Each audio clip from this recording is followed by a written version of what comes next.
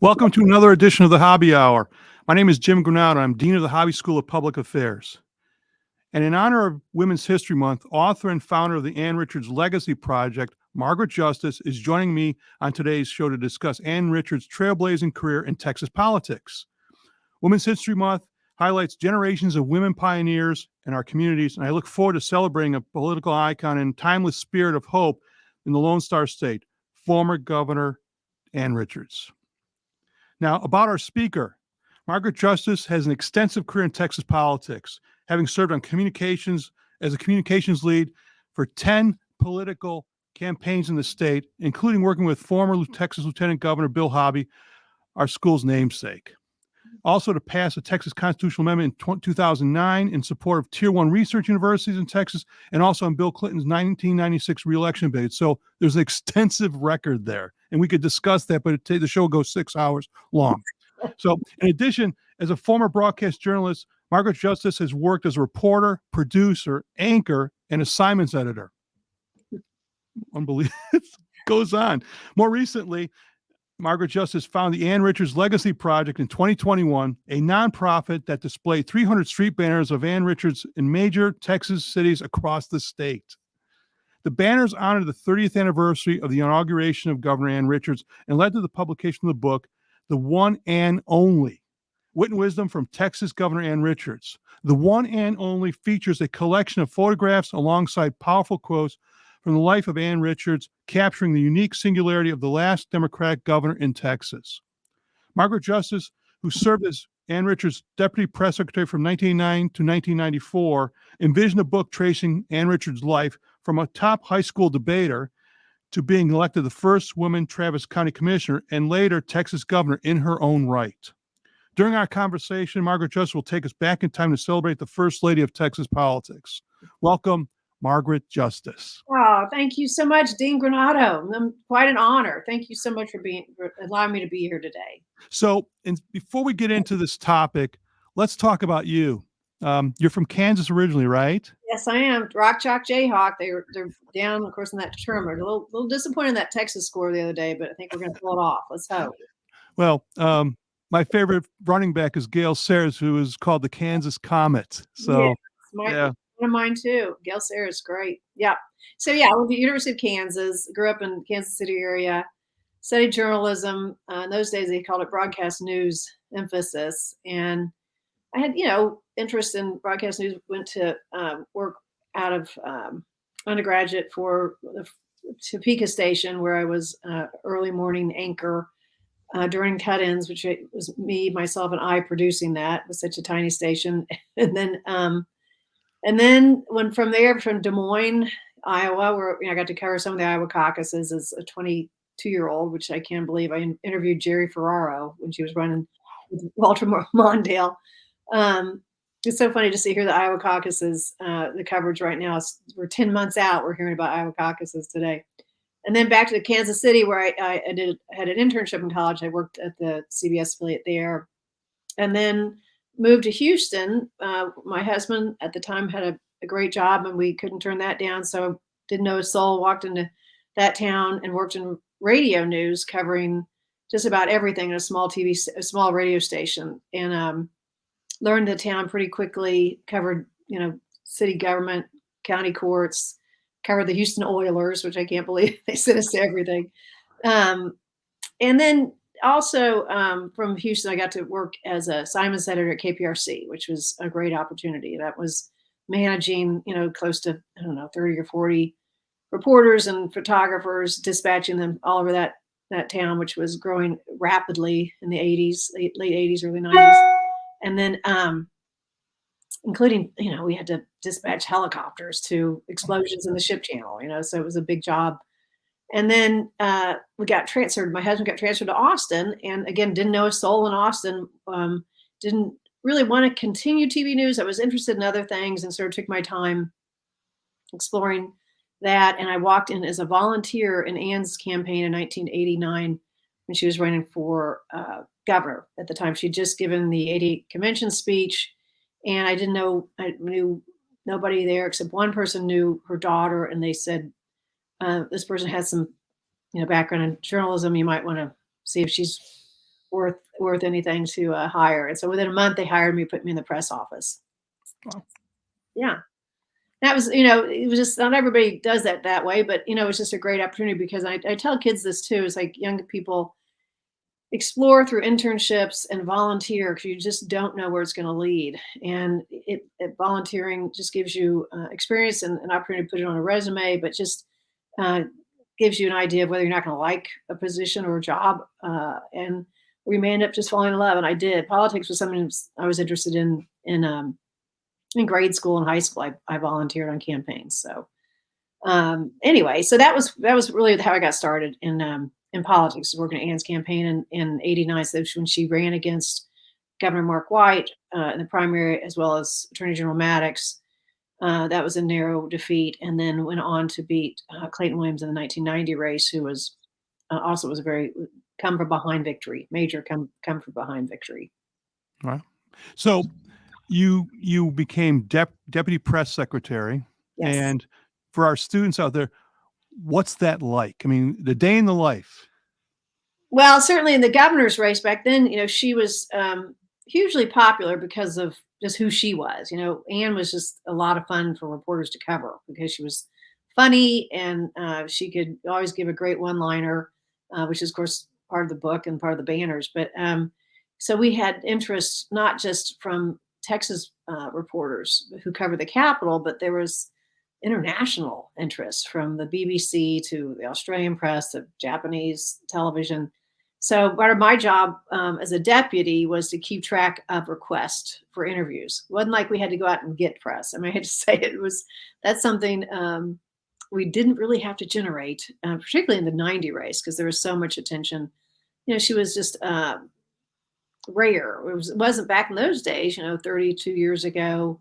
Not many women were, running for office, let alone winning. And particularly in Texas, which was known as sort of a male-dominated macho state. And so for her to run and win was a huge story. So that was part of the job, was to keeping track of reporters who needed to talk to her, preparing the candidate for interviews, anticipating what they're going to ask, and then being able to do damage control when the opponents launched whatever they had to launch that day, and get back up the next day and do it all over again. So what was it about her inspired so many people?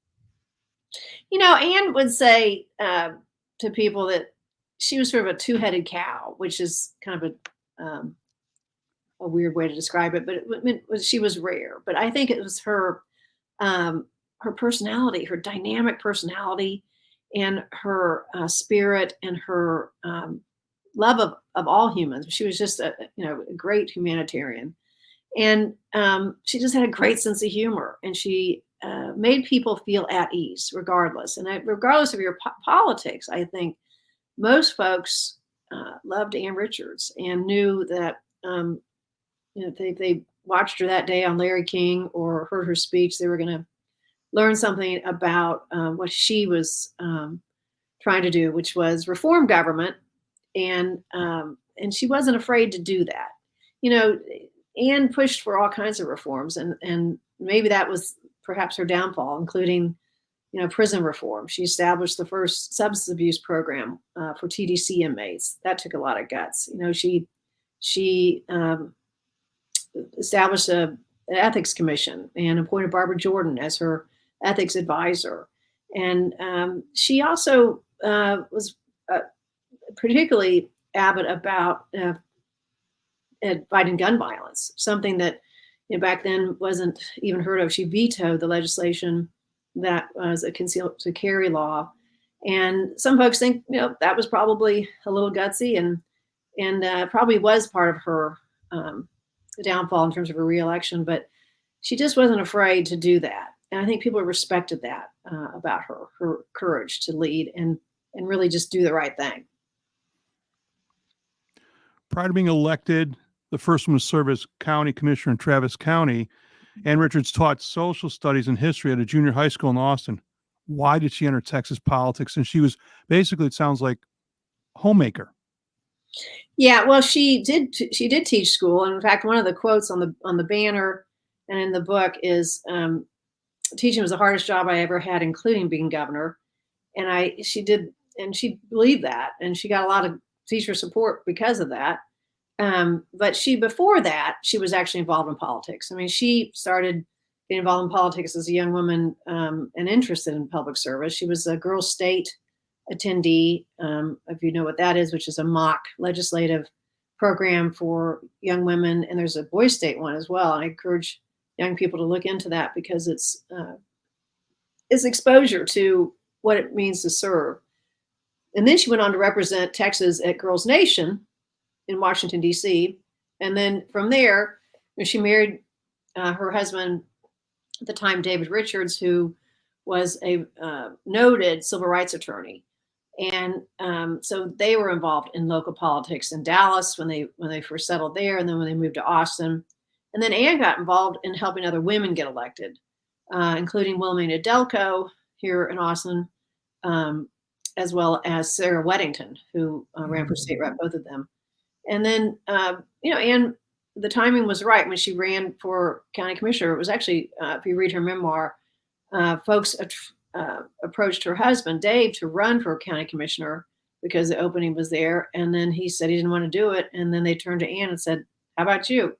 And so she did. And she really worked a very effective campaign on that. And then timing was right when she ran for state treasurer, which, of course, is an office that doesn't exist anymore, which is what Senator Hutchinson actually got elected to.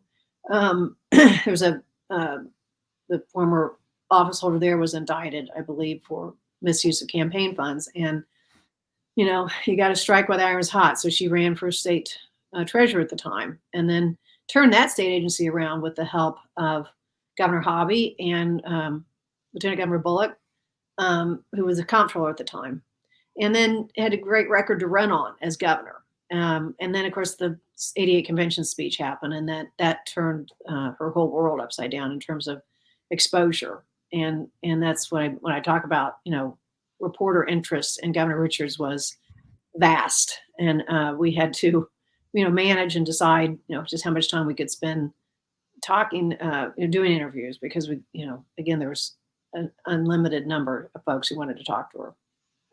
So in terms of the progression, she's state treasurer the time she gives the speech at the 1980 Democratic National Convention, correct? Yeah. Had she announced to be governor, she's running for governor at that time, or did she do it after the speech? After the speech. Okay.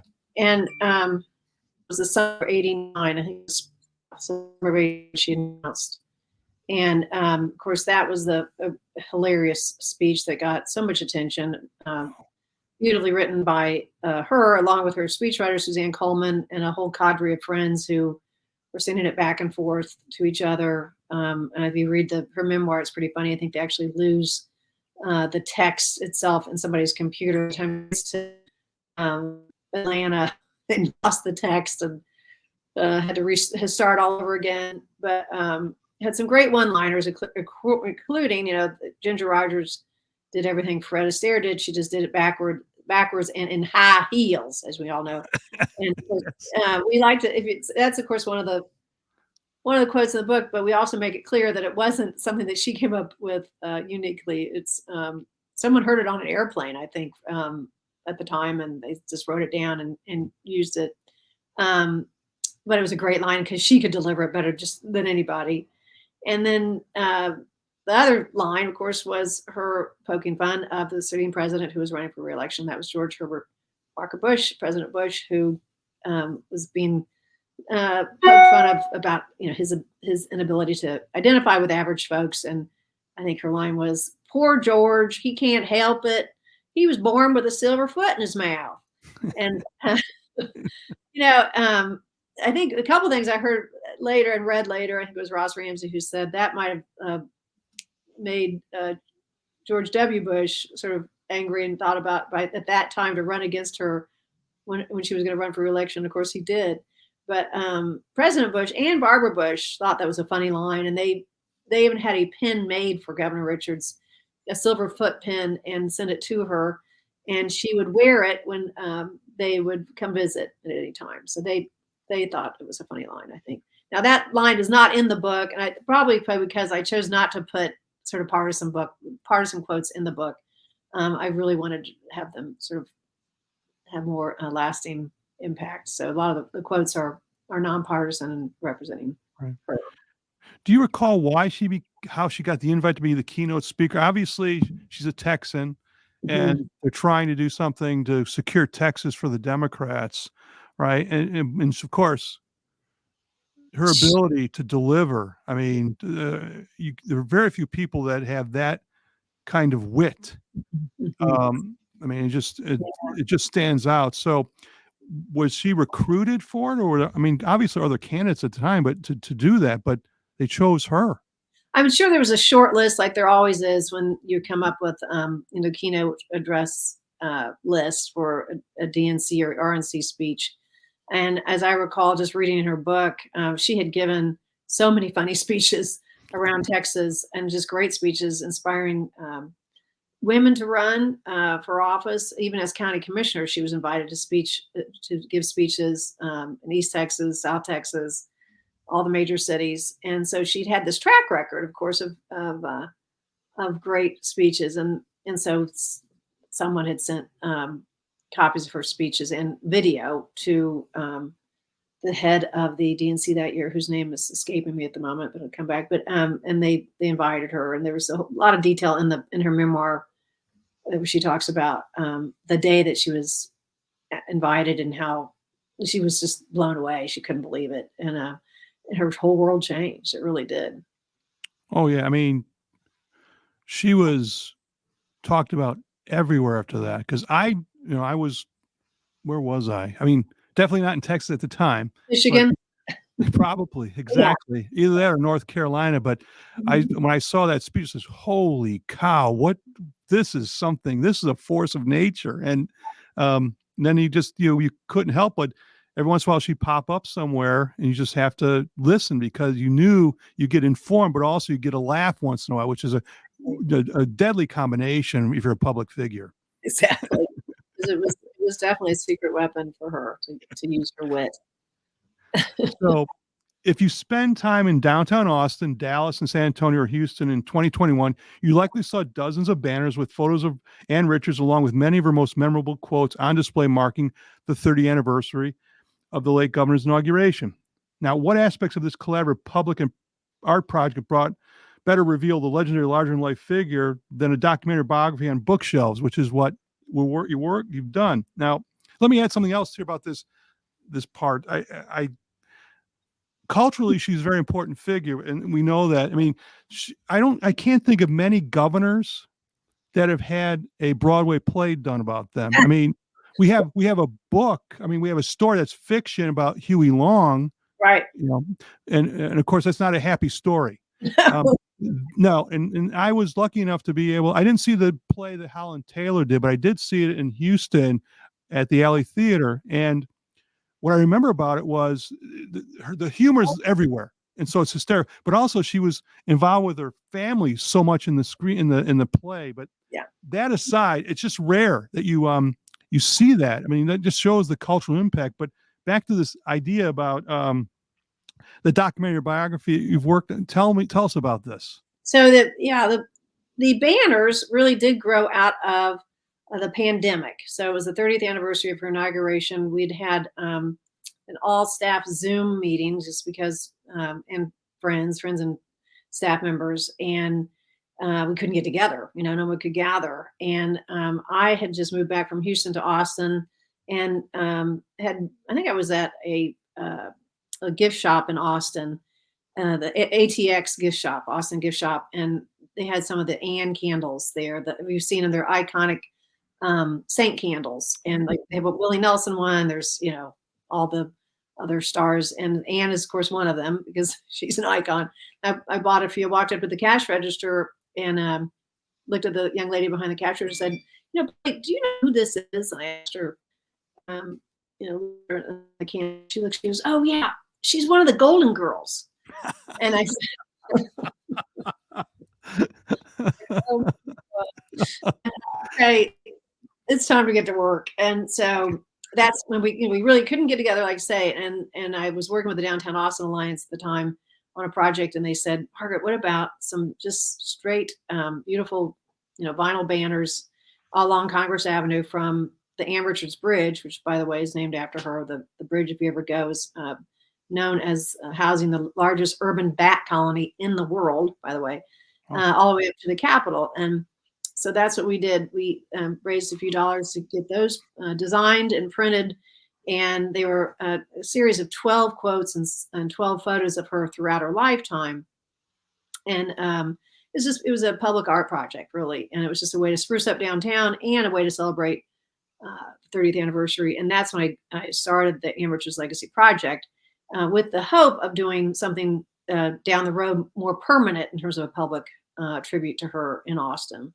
But at the same time, one of our contributors to the banner project, Lynn Dobson and her husband, major philanthropists based here in Austin, they loved the banners. And they said, Margaret, we don't want to stop at the banners. We want to do a book. We want to see those quotes, and because there's so many more quotes of hers and so many great photos. Let's work on quotes and photos together. And that's what we did in most of 2022. And I'll show you the book. So the book it's not very big. And I know that Isaiah's got a picture of it, but and this is not a deep, I tell people it's quotes and photos, not a deep cerebral dive. This is really a celebration of who Anne was, but it's also, if you look, into it, you'll see there's a lovely foreword by award-winning author Sarah Bird, who captures Anne's essence in her foreword, and then Mary Beth Rogers, who wrote the afterword, who was, of course, Anne's campaign manager 2 times and a political historian.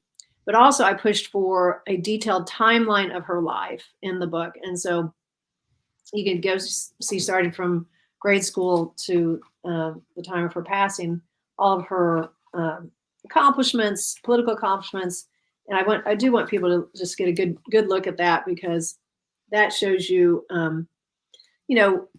what she was involved in from the beginning. And it's kind of a nice primer for young people, young readers. And of course, I make sure that people know that Anne's #1 living legacy is the Ann Richards School for Young Women Leaders, which is what she developed in her last years of her life right here in Austin, in South Austin. And it's a fabulous all-girls public school, and has just devoted to leadership, STEM education, and is doing great things for so many young women in Texas. And that's really exciting. But again, when I heard that young woman say the treasurer that that was confusing her with Golden Girl, I thought we got to do something.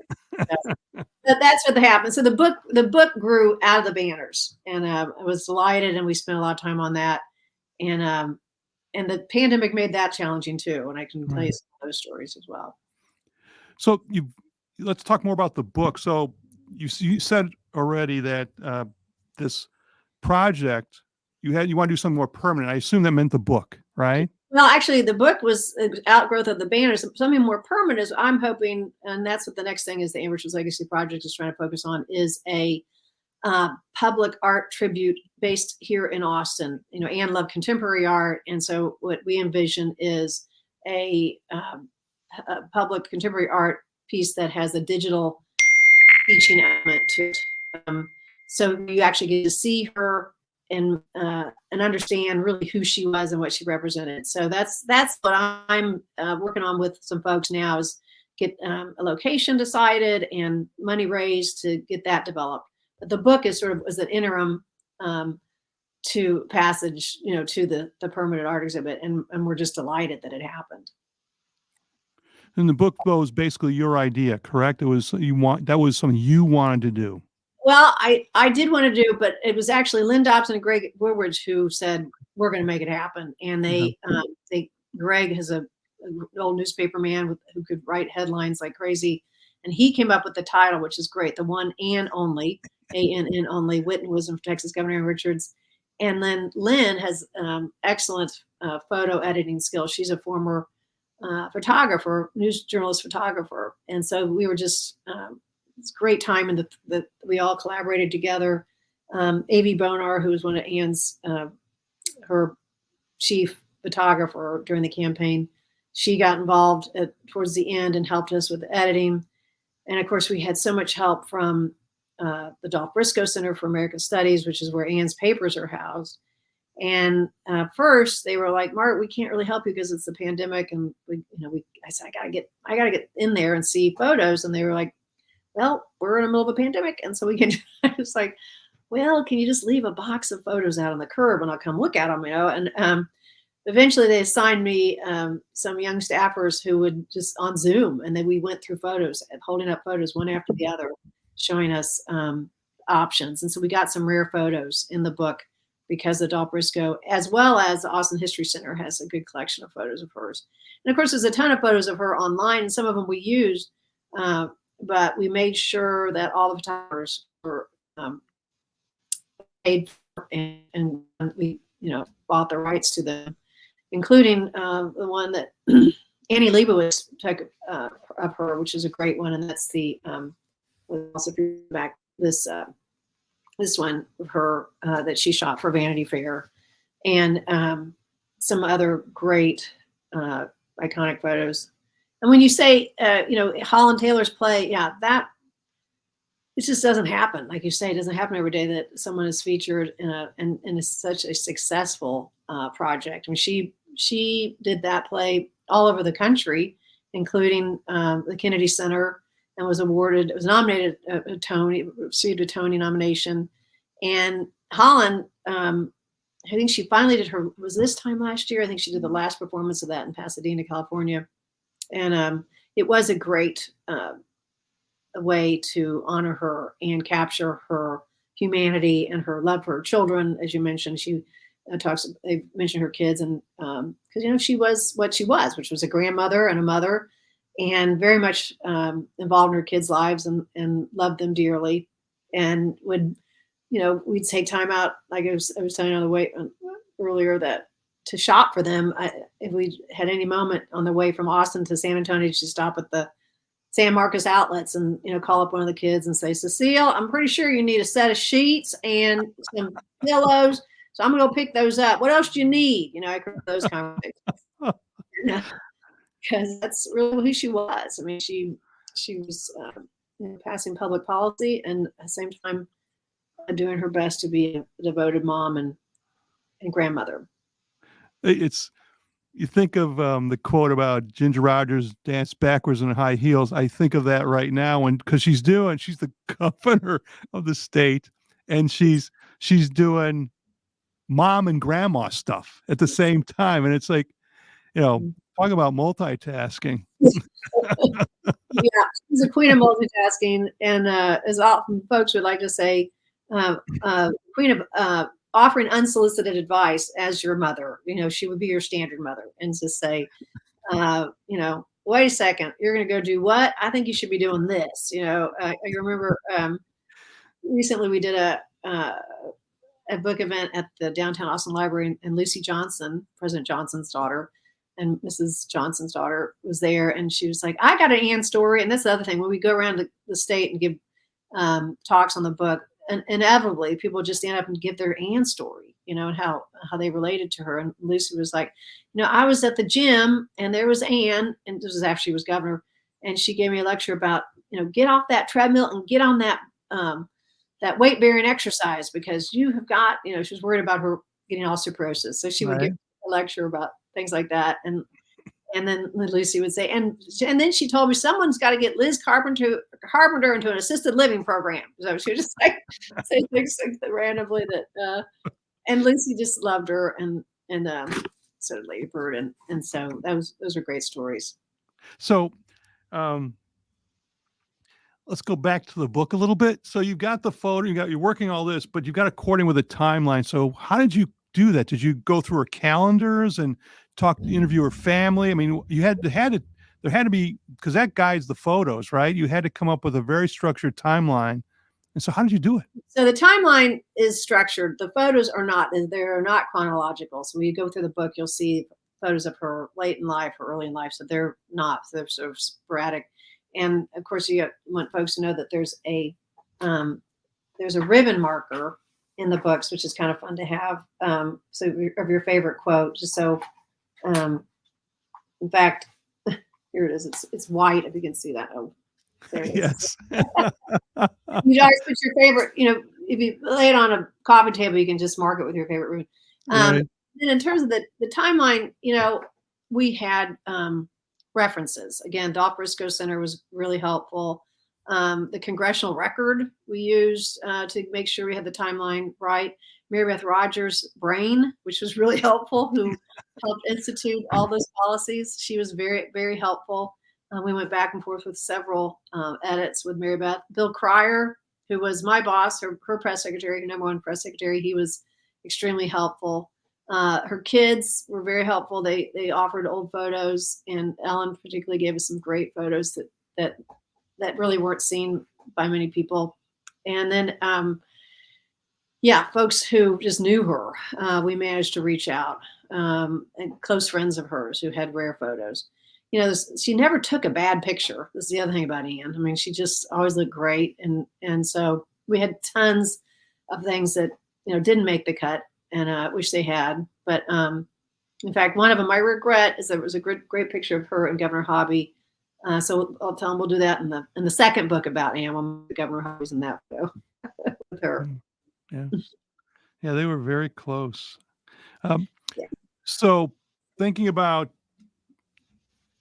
your thoughts about, we already mentioned a few, but there's a couple things I want to ask you now. There's 2 or 3 favorite quotes that you have. Do you have, you've talked a few. Are there others you can think of that are just really zingers? There's a lot of zingers. The one about hair. She joke about, men who, a lot of men make fun of my hair, and they're folks who don't have any, so that was always fun. And then, but then the funny, less funny, but important ones I always go back to is, and this is from her inauguration speech, and that was, "Life isn't fair, but government absolutely must be." And that's really what she believed. Another one was, "I'd like them to remember me as someone who opened up government to everyone." And what I want to point out, because I want folks to know, her number one accomplishment was really her impact of appointments. As governor of Texas, as you know, that is the governor's number one job, is to appoint to boards and commissions. And that's why people will say, well, really, lieutenant governors is actually more powerful because they have more impact on legislation. But the governor has influence on who executes and who's at the top of these boards and commissions.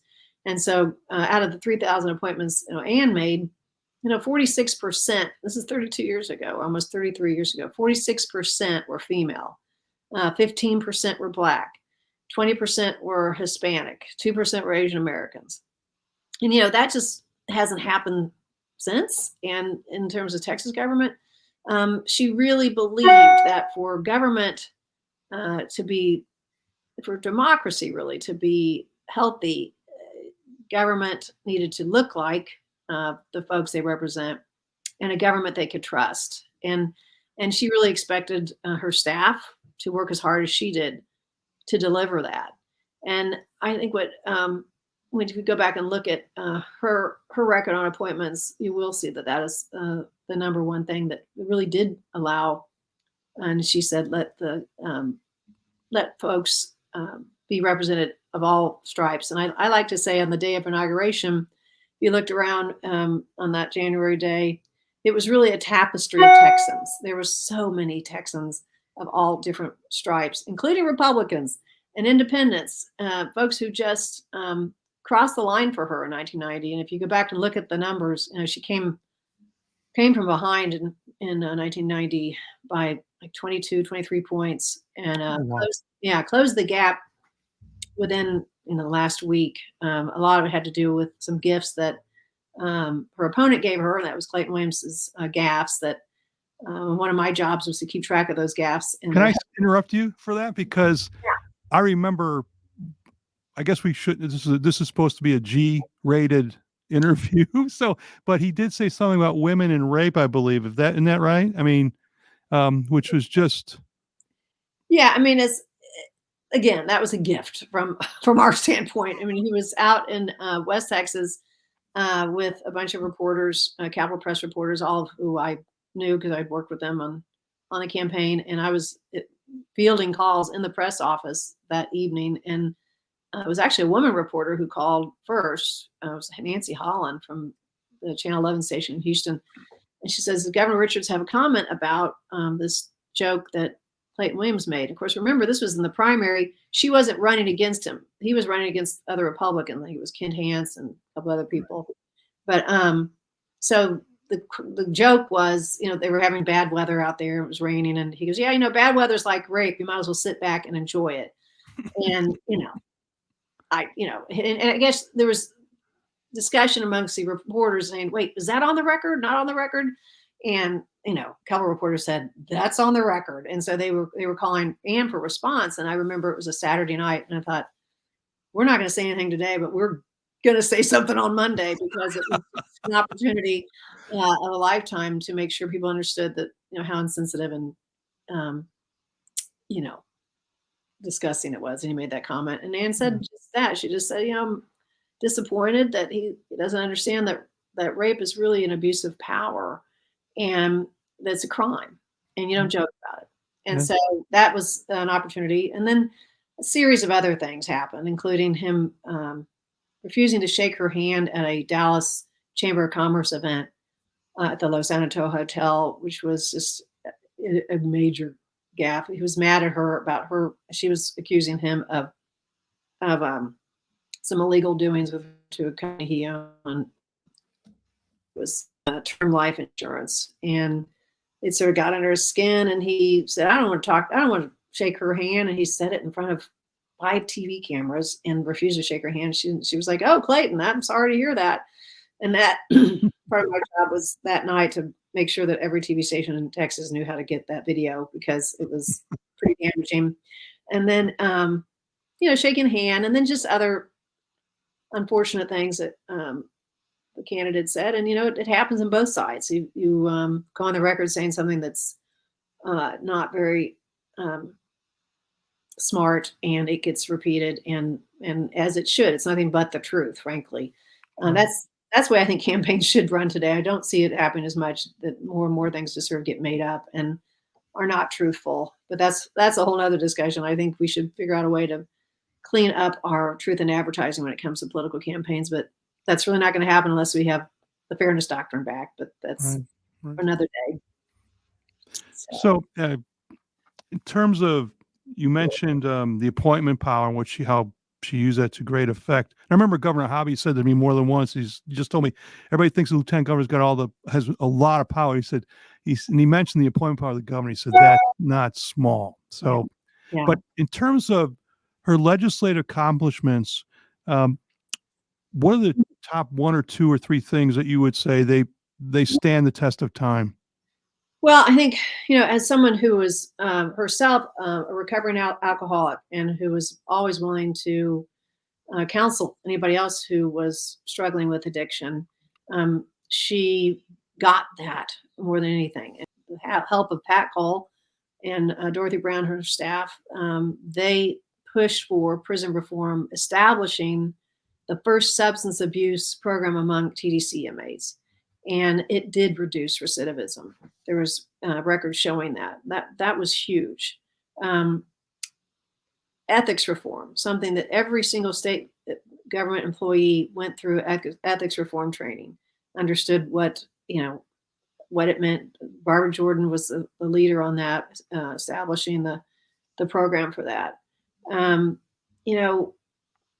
could go back to thinking of nursing home standards. She was horrified at some of the nursing home standards across the state, and she conducted what we call midnight visits at nursing homes. Particularly, there was some in Houston that we visited, and she pushed through legislation to improve the standards of nursing homes.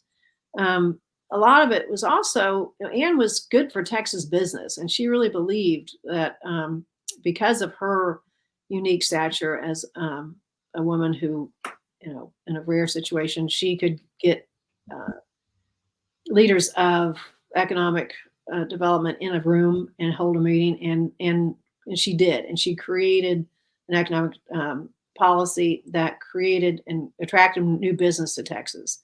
And even in the economic downturn, our state's economy grew by 2%. Now, whether or not everybody knew that, it was hard to put that on the list of accomplishments. I think that was frustrating for her. It's like people just didn't see her as somebody who's building the economy, but she was a great thing for the Texas economy just because of who she was as a personality and as someone who worked hard to attract new business to Texas. So I'd say those are some of her key ones that folks should remember about her legislative accomplishments. Right. So what's next for the Ann Richards Legacy Project?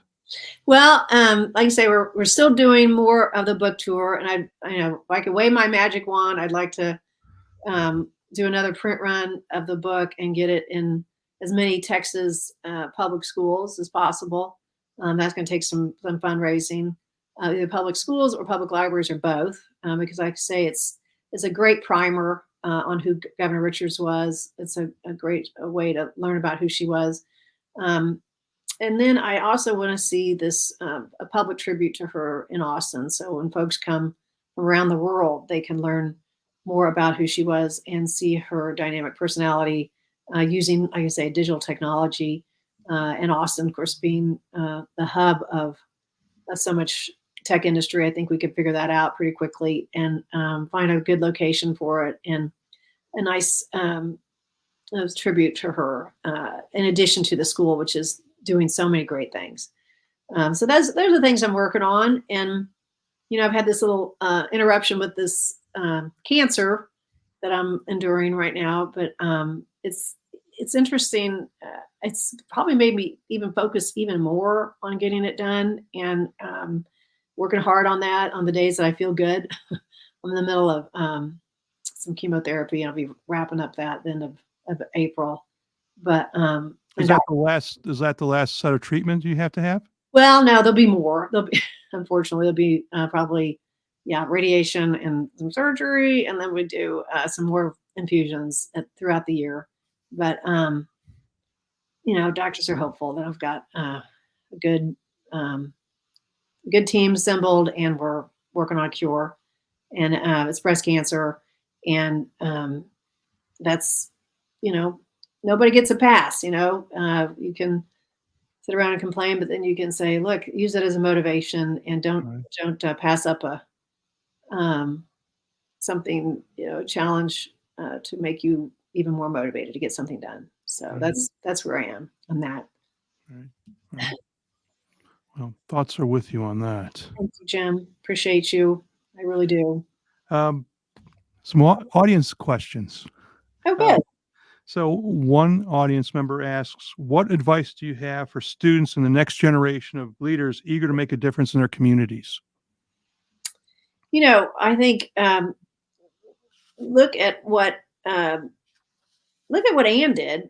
First, go back and look at her timeline. Think about what she was, which was a great communicator. I mean, you have a whole bunch of great ideas to get things done, but she was the early. She learned how to speak publicly through debate, being involved in debate as a high school kid, and then use that to your advantage and volunteer for local either campaigns or opportunities for public service. Get involved, going door to door for canvassing. Now that we're back at doing that post pandemic, find issues that motivate you, whether it be anything from gun violence to the right to bodily autonomy, to doing what we can to curb climate change. All those things that young folks, I think I hear more and more from them that those are things they care about. But don't just give a lip service, get involved at any level you can. And then if you're interested in public service, pursue through higher education, such as going and applying to places like the Hobby School of Public Affairs and learn how to be an effective leader and communicator, because those are the the tools are there. Just take advantage of them. So another question related to what you've answered is, and I think we can even put a fine point on this. If you want to get plugged into Texas politics and political campaigns, I think you suggested internships and volunteering are the way to go. Is that correct? Yes, always. Yeah, look for internships, paid or non-paid. Sometimes it's impossible to, economically, you can't do a non-paid, but they're out there too. And they're usually, for a summer or a couple of months while you're in school. Internships are invaluable because they give you a peek at the reality of a political campaign or a nonprofit that's influencing legislation or creating legislation to further a cause. And so, absolutely, internships. Google it, look around, ask your professors, ask your high school teachers, how do you find a good internship, and do the research and find out about it. That's an excellent opportunity for young people. Okay. So, and you've already commented on this, but I'd like to, as we wrap up, a couple more things. One is, one person's asked, what are some of the public policy decisions that Governor Richards made that are still with us today? That's part of the legacy. And I think you mentioned it was nursing homes, prison reform, dealing with addiction. Are there other things you think of that are still out there that are still with us today? That's a good question. I think ethics reform was something that she pushed through. The Texas Ethics Commission still holds a pretty high standard that Ann set. So I really am proud of that. Unfortunately, I think the prison, I should know this, but the prison reform program, I believe, was pretty much dismantled by the Bush administration. Unfortunately, I'm not sure how much of that is being instituted today. I think, like I say, it's been so long since a Democratic administration has been in office. A lot of those things have been dismantled. I think she had a strong record of economic policy and pushing for Texas grown products through our agriculture system and through commerce, Texas Department of Commerce. Those programs that she probably instituted, or there may be some semblance of those programs left, but it has been 32 years, so things have changed. And I do not know about. I stand to be corrected on inclusion of her diverse appointments, but I'm pretty certain that we've not seen the record that she set in 32 years ago. But I think what the standard was that she had was pretty extreme in terms of getting things done, and she pushed the envelope. And she wasn't maybe people will say part of her problem was you broke the first rule in politics, get reelected. And that's a tough one if you're going to try to push through a bunch of reforms your first term. But she felt so strongly about so many of them, and including gun violence. And her hometown was Waco, as you know, or a tiny town outside of Waco called Lacey Lakeview. And one of the horrible tragedies back then was unfortunately a massacre at the Luby's cafeteria in Waco. And I think she really felt that her folks were still very much alive and went to that Luby's. And I think she just couldn't believe that could happen in her hometown. And that was a big factor in her vetoing the concealed carry law. And that was, I think, Jerry Patterson had introduced that bill. And it came back, she vetoed it. She had support across the state from law enforcement, but it ended up passing eventually. And of course, George W. Bush used that as to campaign against her in the 94 race, which, by the way, I didn't work on the 94 race. I had a brand new baby. And so I was home during that race. And so I was with everybody in spirit, but I was not home. I was at home with a baby during that campaign. a lot of people say that Anne, if you look at the numbers, she actually won more votes in that 94 race than she did in the 90 race. George W. just obviously won quite a few more. But there was a lot of interest in just getting her reelected. But some folks say that her heart wasn't in it, and maybe she was frustrated of constantly having to explain her accomplishments, and she just wanted to focus on public policy. And that's part of the problem with campaigns and re-elections. Like, oh, here we go, we're already talking about running for president again, and we have so much more policy to get done, and it's a distraction. So you got to wonder about that system that we have. That, and of course, I still think today we have to do something about gerrymandering and how we do select our districts. And it's really horrifying that politicians get to pick their voters through gerrymandering instead of the other way around. It's really not the way our democracy was set up. So, right. So to wrap this up, we've talked about a very accomplished woman, but all this has been done by a woman that's also very accomplished. So looking back retrospectively on your own life, did you ever imagine that this would be your career and you'd have the impact you've had? And what were the things about you that allowed you to bust through all these doors to do what you've done? Oh gosh. Well, thank you, by the way. That's very complimentary. I feel like I'm sort of been a, right time, right place. And as a bystander, I think I think it helps to, be inspired by strong leaders, men and women. My mother was a strong woman. She was the first female night editor of the Daily Texan at the University of Texas. I'm very proud of that. She was back in 1946. She, back in those days, not many women went to college, to a public university. That they did, they typically studied home economics or teaching or nursing, and those are all great careers, but not too many of them went into journalism. And I kind of resisted thinking, oh, I can't do exactly what my mother did. I always think, what was that about? But then I'm doing that, so, which was the journalism. I probably enjoyed too many things, history, English, whatever. I couldn't, art history. I just loved everything. So journalism just made sense. But I also just a sense of curiosity. I think that's what I want to see young people have today, a sense of curiosity on how you can leave the planet a better place once you're gone. What are the things that you can do as an individual, as a citizen, to give back? And I think that's sort of how I've really led my life and tried to inspire young people to do that, including my own kids. I think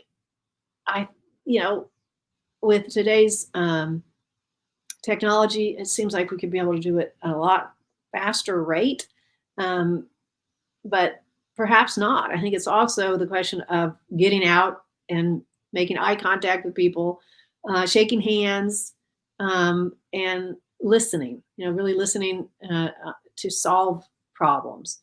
I think those are the things that, like I say, people ask me, why do you get involved in politics? And because it's just impossible, but that's not true. I mean, you think about the things that we have been able to accomplish through public policy, and particularly through reaching across party lines. And, that's what Governor Hobby believed, and that's what he practiced. And that's what you teach there at the university, I believe. And I think that's what we need to see more of on a regular basis, going forward with education and through public policy. One of the things we do here with our students, they have obviously ingrained opinions, and we're talking about 18 to 25-year-olds typically, and there's room for growth, obviously. Not an insult to you guys out there, my students, I'm just saying. But one of the questions I always raise with them, and this is something Governor Hobby once said to me, he said, suppose you're wrong. Yeah. How are you going to test for it? And I think that's it's a wake-up call about people and their opinions. Exactly. Yeah. Test for it. Get the data points, as Governor Hobby would say. Yeah. Look at the numbers. The numbers don't lie. Yep. And that's really important, to utilize statistics and the numbers don't lie. When it comes to politics, when it comes to running campaigns, when it comes into public policy, realize those. So, Well, Margaret Justice, thank you for a great conversation, for being our guest today.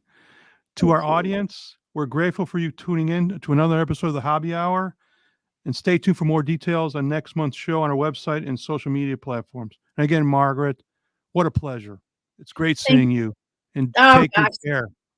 I will, and thank you, Dean. I'm so proud of you and all the folks there at the hobby school. You guys are doing great things. Keep up the good work, and hope to see you guys soon.